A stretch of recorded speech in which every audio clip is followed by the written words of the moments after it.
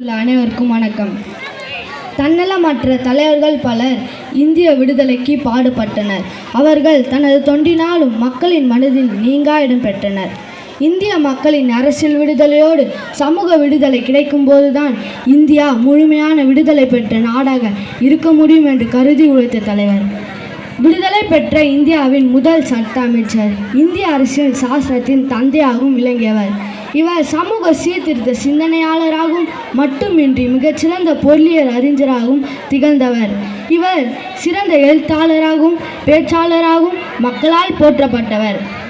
இவர்தான் பீமாராவ் ராம்ஜி அம்பேத்கர் ஆவார். அவரை பற்றி நான் பேச வந்துள்ளேன். பிறப்பு: அம்பேத்கர் 1891 ஆண்டு ஏப்ரல் திங்கள் 14ஆம் நாள் ராம்ஜி சக்பால் பீமாராவினருக்கு 14வது மகனாக பிறந்தார். இவருடைய ஊர் மராட்டி மாநிலத்தில் உள்ள ரத்னகிரி மாவட்டத்தை சேர்ந்த அம்பாவாடை என்னும் ஊரில் பிறந்தார். இவருடைய தந்தை இராணுவ பள்ளியில் ஒன்றில் ஆசிரியராக பணிபுரிந்து வந்தார். கல்வி: ஆசிரியர் என்பது அறிவு கடலாக மட்டுமின்றி அறத்தின் ஆழியாகவும் விளங்க வேண்டும். இந்த உயரிய நோக்கத்தில் செயல்பட்டவர் தான் பீமாராவின் ஆசிரியர் அம்பேத்கர். எனவே காலத்தினால் செய்த உதவியை பெரிதெனும் கருதி அந்த ஆசிரியரின் பெயரை தன் பெயராக மாற்றிக்கொண்டார்.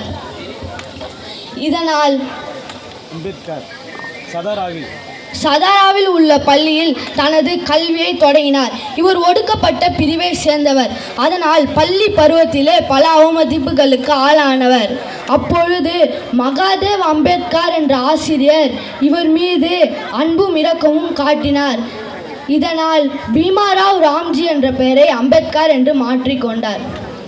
அம்பேத்கர் உயர்கல்வி பெற அமெரிக்கா, லண்டன் போன்ற நாடுகளுக்கு சென்று அரசியல், சட்டம், சமூகம், பொருளாதாரம், தத்துவம், வரலாறு, வணிகம், கல்வி, சமயம் என அனைத்து துறைகளிலும் நிகரற்ற அறிஞராக திகழ்ந்தார். ஒரு நாளைக்கு 18 மணி நேரம் கல்வி கற்பதற்கே செலவழித்தார்.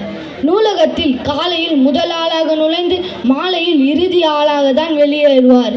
இத்தகைய சிறப்பிற்கும் அவர் கற்ற கல்வியே காரணமாகும். அம்பேத்கர் இந்தியா திரும்பிய பின் வழக்கறிஞர் தொழிலை மேற்கொண்டார்.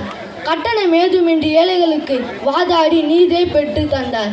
அம்பேத்கரின் சமூக பணிகள்: இந்தியாவில் நடைபெற்று கொண்டிருந்த ஆங்கில ஆட்சிக்கு எதிராக தன்னை ஈடுபடுத்தி கொண்டார். ஒடுக்கப்பட்ட மக்களுக்கு அதிகாரம் கிடைக்க போராட வேண்டும் என்று முடிவு செய்தார். அதற்காக 1924ஆம் ஆண்டு ஒடுக்கப்பட்ட மக்களின் முன்னேற்றத்திற்காக ஒடுக்கப்பட்டோர் நல்வாழ்வு பேரவையை தொடங்கினார். தீண்டாமைக்கு எதிராக அம்பேத்கர் ஒடுக்கப்பட்ட பாரதம் என்னும் இதழை 1927ஆம் ஆண்டு தொடங்கினார். மேலும் 1930ஆம் ஆண்டு நாசிக்கோவில் நுழைவு போராட்டத்தை நடத்தி வெற்றியை கண்டார். இது மட்டுமா, 1935ஆம் ஆண்டு ஏழை விவசாயிகள், தொழிலாளர்கள் நலனை கருதி சுதந்திர தொழிலாளர்கள் கட்சியை உருவாக்கி தேர்தலில் நின்று வெற்றி பெற்றார். இதன் விளைவாக 1947ஆம் ஆண்டு ஆகஸ்ட் திங்கள் 15ஆம் நாள் இந்தியா விடுதலை பெற்றது. அதில் இந்திய அரசியல் சாசன சபையில் தலைவராக பொறுப்பேற்று கொண்டு அப்பணியை சிறப்பாக செய்து முடித்தார். இதனால் 1950ஆம் ஆண்டு இந்தியா குடியரசு நாடாக தன்னை அறிவித்து கொண்டது. அன்று முதல் நாம் குடியரசு தின விழாவை கொண்டாடி வருகிறோம். எனவே அண்ணல் அம்பேத்கர் சமுதாய மறுமலர்ச்சி முன்னோடி, சமத்துவ காவலர், உலக சாதனையாளர், தேசிய தலைவராகவும் திகழ்ந்தார். பல்வேறு மத, இன, மொழி பழக்க வழக்கங்கள் கொண்ட இந்நாட்டை இந்திய அரசியல் அமைப்பு சட்டத்தால் ஒருங்கிணைத்து நாட்டுக்கு பெருமை சேர்த்தார். ஒடுக்கப்பட்ட மக்களுக்கு தன் வாழ்நாள் முழுவதும் உழைத்த அம்பேத்கர் 1956ஆம் ஆண்டு டிசம்பர் 6ஆம் நாள் இவ்வுலகை விட்டு மறைந்தார். இந்தியாவின் உயர்விய விருதான பாரத ரத்னா விருது 1990ஆம் ஆண்டு வழங்கியது. அவர் மறைந்தாலும் அவர் புகழ் மறையாது. எனவே தோன்றின் புகழோடு தோன்றுக, அஃதிலார் தோன்றின் தோன்றாமை நன்று என்று புகழோடு வாழ்ந்தார்.